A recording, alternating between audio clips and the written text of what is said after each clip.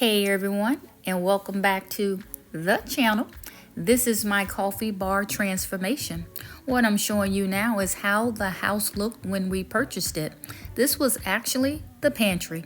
It was a bump out. It sat right in the middle of the floor.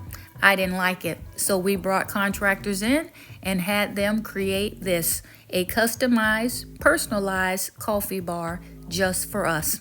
First and foremost, I want to say thank you to all whom subscribe to my channel and give a very special shout out to those who have newly subscribed. What I'm showing you is my new coffee bar. I've recently decorated it as well.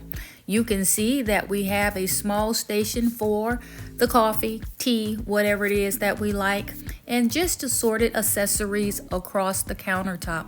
We've topped it off with white subway tiles. It gives a special glow at night, especially when we cut on the lighting that is below the cabinets and above the cabinets.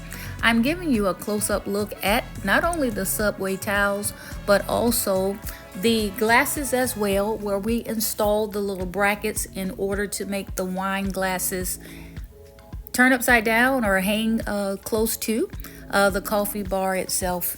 At the bottom of the coffee bar, we have a refrigerator where we can store wine, we can store beer, wine coolers. Normally we just keep sodas, grapefruit juice, assorted soft drinks in it.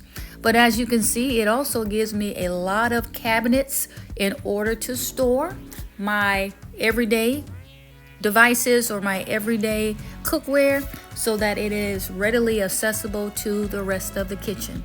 If you are not subscribed to my channel, please take this opportunity to hit that subscribe button, click your notification bell, do click all so you will be notified each time I upload a video.